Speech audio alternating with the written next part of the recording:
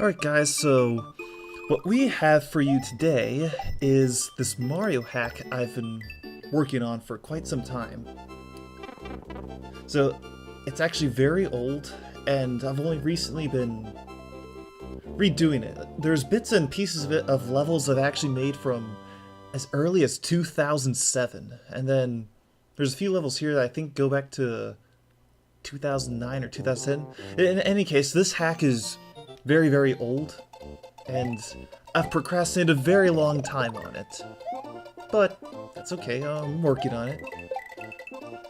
The map screen, it's not finished yet, but I do have pretty much virtually all the levels completed. Well, except for it just needs little ironing out. As you just saw there, the piranha plants, I need to add in that ASM hack that changes it so its stem is not a fish. But other than that, well, this is... it's like a... how do I describe this? I made it with like a DLC Super Mario World in mind. This is like a extra worlds, essentially. So, very vanilla and a bit inspired by Super Mario Bros. 3 in some places, because there are themed worlds. There's a total of 5, and this video, it only consists of the first world. And alright, so that's a completion of the first level. And he does his little peace sign, say, "Here we go, let's get out of here." Back to the... yeah, overworld definitely needs work.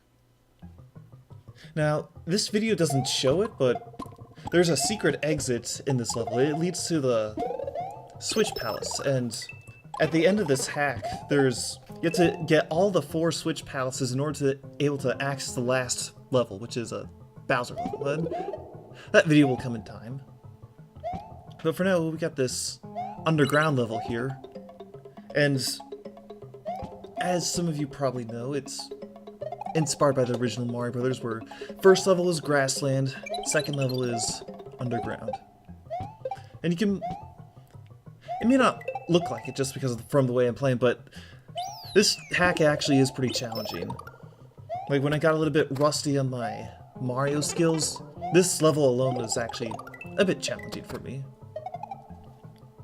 But I'm not going for the Kaizo World type Mario hack, because no, I don't like those types of hacks. Where it's just, if it's complete trial and error gameplay, it's not that fun in my opinion. There has to be like a predictable challenge to it. So you should be able to see the obstacles up ahead of you. You need to be able to navigate through it through pure skill, and if you mess up, it's your own fault. It's a fair design overall. So you could say this hack is intended for experienced players, but you don't have to be able to beat a Kaizo World hack on your first try. It's not one of those games you have to use save states all the time. So now we're going on to the third level. Different background. Just a... oops, and I died there. I get a little bit careless in this hack, but that's okay. As you can see, I changed the background just so that each level feels unique. I also gave the levels of this hack unique names as well. And here we have Yoshi for the first time. So we're just gonna ride him. Now I skipped through that text box, but the text boxes in this game, they give you tips that not many Mario players know, such as Yoshi being able to walk on top of the munchers. So I just be sure to explain that, just in case for those who don't know. And you can probably guess why it's called Pokey Hill, because there are a lot of Pokies. And this level in particular, I made lots of levels from previous hacks. I couldn't find them all, but this is actually based off the oldest level that's survived to my computer. It's from the 2007 hack. I call it Mario's Desert Adventure or something. And this level was in it, so obviously it had its problems, but I went ahead and fixed it up to make it a little bit more interesting. And the other level in this desert adventure hack was a pyramid, but that's in the next video. Anyway, we just finished this level. Okay, here we got Lotus Ridge. You might have recalled in my previous videos, I actually had custom music, but I actually had to remove it this time around because I migrated all the levels to a new ROM because the old one, it got corrupted somehow, and I just haven't had time to... Oops, phone's ringing. Please silence your cell phones. But anyway, the music, it's one of the hardest aspects of hacking in my opinion. It's driven me insane a lot of times to get to work correctly. So the music is going to be the last thing I add for this hack.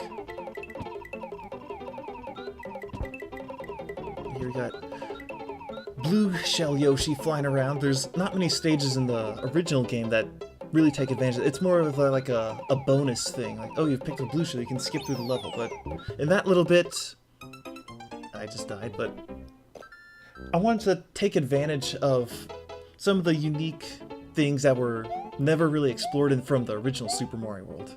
Probably because they ran out of time, because it took 3 years to make the original, and I'd imagine they had so many more ideas, but not all of them could make it into the game. But that's why we have Lunar Magic, so that other people can expand on those ideas and create more Mario levels. And yeah, I know what you're thinking, like, there's always Mario Maker, but I've always liked Lunar Magic a little bit better because it's more true to the original Super Mario World. The physics are the same, and just the overall way it plays, and even like the way, what sprites you can have on the screen. It feels more authentic if you use Lunar Magic. Here's the castle level. Got a little auto scroll. And we got some very precise jumping here. And also, yeah, if you haven't told already, I'm actually not playing the game right now. I'm watching a recording of myself playing.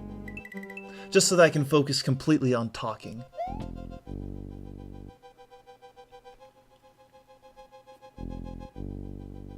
But before, this level was actually very, very difficult, but this is the first level, or the first world, so I had to make it a little bit easier. I don't remember what the changes were. It's been a while since I've changed the levels here, but it used to be so much harder. I think maybe I had more thwomps or something, or more sparkies. And then, yeah, another thing I wanted to do is add a little bit of non-linearity, branching paths. You can either go below or above. Like if you were Small Mario, you could actually go through that little passageway and get that 1-up. But because I was big, I decided not to. Here's another tricky jump. You could have also spin jump on top of the thwomp. But of all the things, the spin jumping's a little bit easier on the keyboard, because on the Super Nintendo controller, it feels very awkward just in the way you move your thumb. I don't know that. I've gotten very used to the keyboard controls just from testing this hack so much. But the original always has its charm. I could definitely add maybe a bit more stuff here, maybe more coins. But there was a bit of flickering, so I had to pick and choose what to add.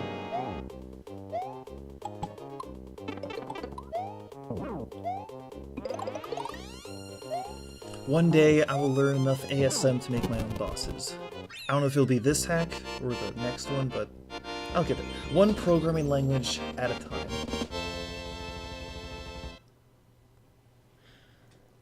So this is the end of the first world, and the next video it's gonna show what the other worlds look like so far.